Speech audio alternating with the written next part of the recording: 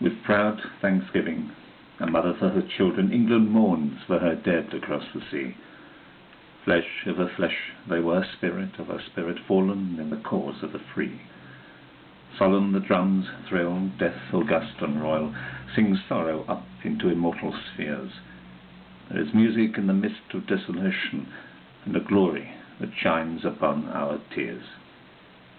They went with songs to the battle. They were young, straight of limb, true of eye, steady and aglow. They were staunch to the end against odds uncounted, and they fell with their faces to the foe. They shall not grow old as we that are left grow old. Age shall not weary them, nor the years condemn. In the going down of the sun, and in the morning, we will remember them.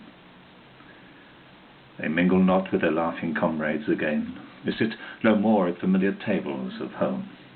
They have no lot in our labour of the daytime, they sleep beyond England's foam. But where our desires are, and our hopes profound, felt as a wellspring that is hidden from sight, to the innermost heart of their own land they are known as the stars are known to the night.